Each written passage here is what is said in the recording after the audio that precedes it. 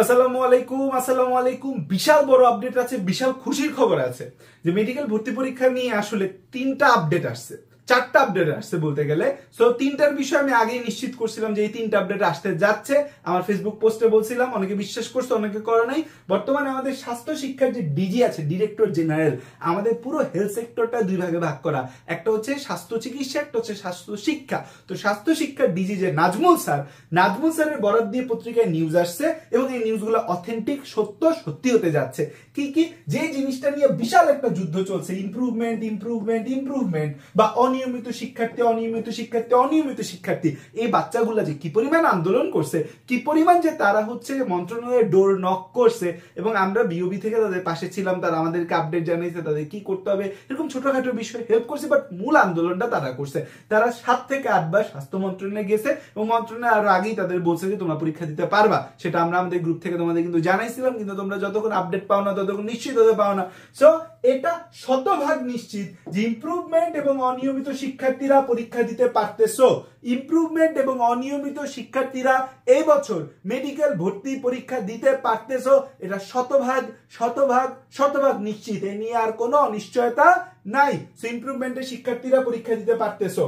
এখন প্রশ্ন আসতে পারে, ভাই ইমপ্রুভমেন্ট বা অনিয়মিত বলতে আসলে কি বোঝাচ্ছে, কোন সেশন? কারণ অনেকে অনেক প্রশ্ন করতেছো কোন সেশনটা কিন্তু পোস্টে ক্লিয়ার করে নাই, বাট আমি খোঁজ নিয়ে ক্লিয়ার হইছি সেশন। যেটা বলতেছি শোনো, সেশন কত দেখো, এসএসসি 21 অথবা এসএসসি 22, এইচএসসি 23 অথবা এইচএসসি 24 এরা অ্যালাউড, এছাড়া কেউ অ্যালাউড না।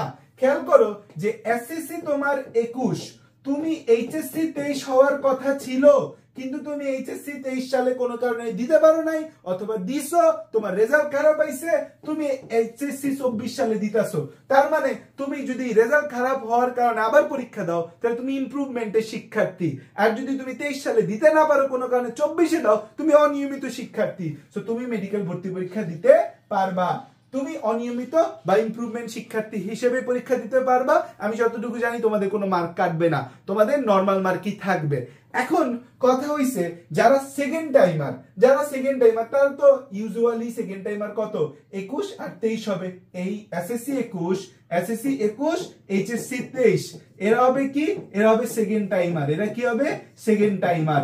সো ইমপ্রুভমেন্ট অ্যালাউড, এটা শোনার পর থেকে ফেসবুকে সেকেন্ড টাইমাররা শুরু করছে, ভাই ইমপ্রুভমেন্ট যদি অ্যালাউড হয়, আমরা তো ইমপ্রুভমেন্ট দিলাম না, এই জন্য আমরা তো সেকেন্ড টাইমার, আমাদের কেন মার্ক কাটা যাবে 5? সেকেন্ড টাইমারদের 5 মার্ক কাটা যাওয়া কিন্তু 2017 সেশন থেকে শুরু হয়েছে। সেই সেশনে কিন্তু জিপি 100 জায়গায় 200 করে দিল। তো সেকেন্ড টাইমারদের যেহেতু আমাদের হচ্ছে যে সেকেন্ড টাইমার একটা দাবি করতেছিল, তারাও মন্ত্রণালয়ে ডোর নক করছে। এটা একদম নিউ আপডেট, এটার ব্যাপারে আমি কিছুই শুনি নাই, হুট করে দেখলাম এই আপডেটটা দিছে। মাশাআল্লাহ, যাক ভালোই হয়েছে।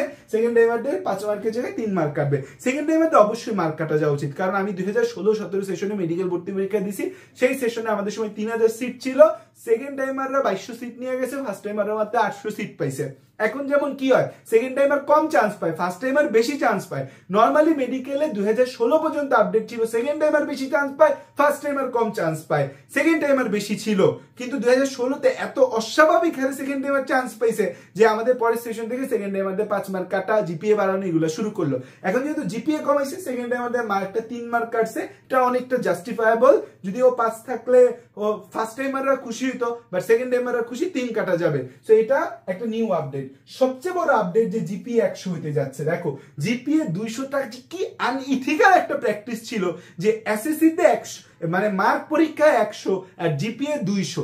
সো সেই জিপিএটাকে প্রথমে 20 করার কথা বলছিল, সবাই অনেক খুশি হয়ে গেছিলাম, বাট 20 আবার বেশি কম হয় যায়। আমি 50-এর পক্ষে ছিলাম বেসিক্যালি, বাট 100 করে দিছে। এবং এই 100টা এসএসসি জিপিএ কে 10 দিয়ে গুণ দিবে, এইচএসসি জিপিএ কে 10 দিয়ে গুণ দিবে। মানে এসএসসি এইচএসসি দুইটারই সমান গুরুত্ব, কোনটারে কম গুরুত্ব দেওয়া দেই নাই, দুইটাই সমান গুরুত্ব।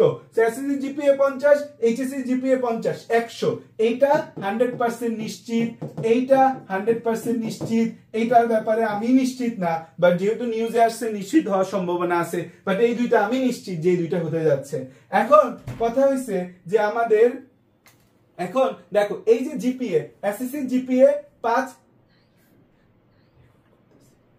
এসএসসি জিপিএ 5, এই এসএসসি জিপিএ কে 10 দিয়ে গুণ দিয়ে 50, এইচএসসি জিপিএ 5 10 দিয়ে গুণ দিয়ে 50 100। এখন তোমার 100 আছে কি নাই এটা এখন জাজ করো যে তোমার কি 100 আছে কি নাই। তোমার কত? তোমার ধরো এসএসসি জিপিএ হচ্ছে HSC GPA 4.58, HSC GPA 4.58 into 10, তাহলে তোমার কত আসতেছে? তোমার 45.8 আসতেছে এইচএসসি তে, আর এসএসসি তে আছে 50, তাহলে তোমার 95.8। তোমার যদি জিপিএ 95 বা তার বেশি হয় তাহলে মেডিকেল ভর্তি পরীক্ষা তুমি দিতে পারো। এলিজিবল ক্রাইটেরিয়া থাকবে এসএসসি এবং এইচএসসি জিপিএ মিলিয়া 9, এসএসসি এবং এইচএসসি জিপিএ মিলিয়া 9, এটা থাকবে এলিজিবল ক্রাইটেরিয়া। আর বায়োলজিতে এই থাকবে, কারণ এটা নিয়ে কেউ ডোর নক করে নাই। যদি এমন হইতো যে অনেক ডোর নক হয়েছে বায়োলজি জিপিএ মাইনাস করার জন্য, তাহলে একটা বিষয় ছিল, যেহেতু ডোর নক হয় নাই তো বায়োলজি জিপিএটা এই থাকবে, টোটাল জিপিএ 9ই থাকবে। এটাই আপডেট। উপজাতিদের জন্য একটু ভিন্ন থাকে, বাট নরমালি এটাই হচ্ছে যে আমাদের থাকে, আমরা ইন জেনারেল সবার জন্য। এখন হচ্ছে যদি দেখো যে দুইটার যোগফলে তোমার জিপিএ 95 বা তার বেশি আসে, তাহলে মেডিকেল অ্যাডমিশন টেস্ট দাও। আগের যাদের 200 এর জন্য অনেক জিপিএ কমতো, এখন দেখলা যে না 100 করার ফলে তোমার জিপিএ 95 ঘরে চলে আসছে, কাম মেডিকেল অ্যাডমিশন টেস্ট একদম কাঁপায় দাও বাবা, তুমি এখন কাঁপায় দিতে পারবা মেডিকেল ভর্তি পরীক্ষা।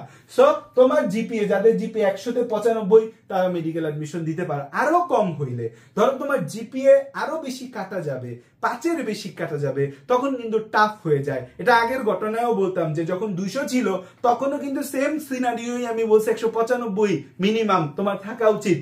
এখন জিপিএ 100 করছে, এখনো তোমার মিনিমাম 95 থাকা উচিত। এর কমে ক্র্যাক করা রেয়ার, ইট ডিপেন্ডস কতটা এক্সিলেন্ট, কতটা পরিশ্রমী তুমি। সো এর কমেও ক্র্যাকের ইতিহাস আছে মেডিকেলে, দেখবে এবারও দেখবা যে জিপিএ 90, 91, 92 নিয়ে মানুষ ক্র্যাক করবে, কিন্তু তোমার ক্ষেত্রে তোমার এক্সিলেন্সির উপর ডিপেন্ড করে তুমি আসলে পারবা কি পারবা না। সো যারা হচ্ছে যে আমাদের আর মাত্র 65 দিন মেডিকেলের ভর্তি পরীক্ষার তেলে বাকি আছে, মেডিকেল অ্যাডমিশন টেস্ট 17 জানুয়ারি, এটাও শতভাগ নিশ্চিত। 65 দিন বাকি আছে। ইমপ্রুভমেন্ট যারা পড়তেছিল না ভালো মতো পড়ো, অনিয়মিত যারা পড়তেছিল না ভালো মতো পড়ো, জিপিএ এর জন্য যারা পড়তেছিল না ঠিক মতো ভালো মতো পড়ো। কার জিপিএ কত কাটা যাচ্ছে এই যে অনুসারে কমেন্টে আমাকে একটু জানাই দাও যে ভাই আমার জিপিএ এত, আমার জিপিএ এত, আমার জিপিএ এত কাটা যাবে। এবং আরো ইম্পর্টেন্ট কথা হচ্ছে যে আমাদের এই যে যারা এতদিন ঠিকঠাক মতো পড়তেছিল না, যাদের পড়ালেখার মধ্যে একটা গলত তৈরি হয়ে গেছে, যারা হচ্ছে যে কি করবা না করবা নিশ্চিত ছিল না, এই 65 দিন আলফা 5 ফাস্ট ট্র্যাক ব্যাচের সাথে পড়াশোনা শুরু করো। অলরেডি আমাদের ব্যাচ চলতেছে, বেশি ক্লাস হয় নাই, 14-15টা ক্লাস হয়েছে। এটা ব্যাচে কিন্তু রেগুলার ক্লাস চলতেছে, ডেইলি ক্লাস হয়। 15 নভেম্বর পর্যন্ত ডিসকাউন্ট আছে। আমাদের ওয়েবসাইট badb.io, এই ওয়েবসাইটে গিয়ে তোমরা কিন্তু এই কোর্সটা কিনতে পারো। দেখো এই কোর্সটা 3871 টাকা, এই কোর্সটা তুমি কিনতে পারতেছো। সো badb.io, এখানে গিয়ে এই কোর্সটা এখনই কিনে ফেলো, কারণ এইটা কিন্তু হচ্ছে 15 নভেম্বরের পর ডিসকাউন্ট চলে যাবে। সো এটা কিন্তু ইমপ্রুভমেন্ট অনিয়মিত শিক্ষার্থীদের জন্য বিশাল একটা সুযোগ। আর হচ্ছে যে আমাদের একটা প্রশ্ন করবো, মেডিকেল অ্যাডমিশন টেস্টের জন্য এবছর সেফ মার্ক কত হবে? আমরা 2016-17 সালে লাস্ট 100 জিপিএ তে ভর্তি পরীক্ষা দিছিলাম, তখন মেডিকেল অ্যাডমিশন টেস্টের জন্য সেফ মার্ক কত ছিল?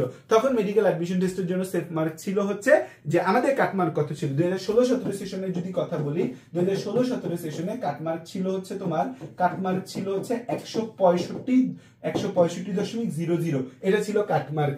এখন পরিস্থিতি বাড়ছে, স্টুডেন্ট বাড়ছে, স্টুডেন্টরা জানাশোনা বাড়ছে, সবকিছু বাড়ছে। এবছর মেডিকেলের সেফ মার্ক আমার কাছে গিয়ে মনে হচ্ছে যে 168 থেকে 170, এটা মেডিকেলে এবছর সেফ মার্ক যেতে পারে। আর ঢাকা মেডিকেলের জন্য মার্ক যেতে পারে 182 থেকে 185 পর্যন্ত যেতে পারে। আমাদের সালে যে ফার্স্ট হয়েছিল সে কিন্তু ফার্স্ট হয়েছিল 85 পেয়ে, 185.5 পেয়ে ফার্স্ট হয়েছিল আমাদের সালে। আর এবছর কিন্তু মার্ক বাড়বে, কারণ এখন স্টুডেন্টরা আগ্রহী বেশি, জানে বেশি, পরে আগে থেকে বেশি। আমাদের সময় আমরা জানতাম পরে, পড়তাম পরে, শিখতাম পরে, তো দ্যাটস ওয়াই আমাদের মার্ক কম আসতো। এবছর কিন্তু মার্ক বেশি আসবে, অবশ্য প্রশ্নের উপর ডিপেন্ড করে কেমন হবে। সো দেখা যায় যে সেফ মার্ক এটার হচ্ছে যে কম বা এটার এইরকম লেভেলে থাকতে পারে, 168 থেকে কম, ডিএমসি তে 180 থেকে 82-84 এরকম যেতে পারে। সো এটা ডিপেন্ড করে প্রশ্নের উপর, পুরোপুরি সেফ মার্কটা আমাদের প্রশ্নের উপর ডিপেন্ড করে। এবং হচ্ছে যে মনে রাখবা যে যদি না প্রশ্ন ফাঁস হয়, 2015-16 তে প্রশ্ন ফাঁস হয়েছিল, সে বছর কাট মার্ক ছিল 172.5, এটা ছিল কাট মার্ক। আর প্রশ্ন ফাঁস না হইলে সবসময় কাট মার্ক 170 এর কাছাকাছিই থাকবে, 70 এর নিচেই থাকবে, এর বেশি কাট মার্ক কোনোদিনই যাবে না। এখন ফার্স্ট টাইমারদের একটা কমপ্লেইন থাকতে পারে, ভাই সব সুযোগ সুবিধা দিল সেকেন্ড টাইমারদের, যে আমাদের সেকেন্ড টাইমারদের 3 মার্ক কাটা গেল, ইমপ্রুভমেন্ট অ্যালাউ করলো, জিপি অ্যালাউ করলো, আমরা যারা ফার্স্ট টাইমার আমাদের জন্য কি হলো। যে এটা আমারও মনে হয়েছিল যে 16-17 সেশনে বললাম না, আমি যেবার মেডিকেল ভর্তি পরীক্ষা দিয়েছি, আমার মেডিকেলের আশপাশে সব দেখি সেকেন্ড টাইমার। তো মূলত আমাদের বছরই বছর সেকেন্ড টাইমার মানে 2016-17তে আমাদের হচ্ছে ফার্স্ট টাইমার চান্স পাইছিল মনে হয় 800 থেকে 900, ফার্স্ট টাইমার 800 থেকে 900, সেকেন্ড টাইমার চান্স পাইছিল হচ্ছে কত, সেকেন্ড টাইমার চান্স পাইছিল হচ্ছে যে আমাদের 2000 প্লাস। সো আগে মেডিকেল ছিল সেকেন্ড টাইমারদের ডেরা, ফার্স্ট টাইমারদের জন্য ব্যাম্বু ছিল, কারণ এতদিন প্রিপারেশন নিয়ে সেকেন্ড টাইমাররা যে লম্বা সময় প্রিপারেশন নেয় তারা তো আসলে ভালো করার কথা। কিন্তু দেখো ফার্স্ট টাইমারদের একটা ফ্লো আছে যেটা সেকেন্ড টাইমারদের নাই। তুমি এইচএসসির জন্য প্রিপারেশন নিছো, এইচএসসির পরে হচ্ছে যে তুমি যে পড়া শুরু করছো, তোমার যে পড়ার ফ্লো, তোমার যে কনফিডেন্স, সেটা কিন্তু সেকেন্ড টাইমারদের নাই। সেকেন্ড টাইমাররা কিন্তু পড়ার ফ্লো এর অভাবে ভোগে। সো ফার্স্ট টাইমারও সেকেন্ড টাইমারও, আমিও ফার্স্ট টাইমার ছিলাম, আমাকে আল্লাহ চান্স দিয়েছে, কারণ হচ্ছে যে আমি পড়ছিলাম, চেষ্টা করছিলাম। সো তুমিও ফার্স্ট টাইমার, কোনো সমস্যা নাই, চেষ্টা করো, চান্স পেয়ে যাবা। এবং ডিএমসি তেও চান্স পায়, আমাদের সময় ডিএমসি তে ফার্স্ট হয়েছে, সেও ফার্স্ট টাইমার ছিল, আমার বন্ধু বান্ধব চান্স পেয়েছে প্রচুর ডিএমসি তে। সো ডিপেন্ডস অন ইউর পরিশ্রম।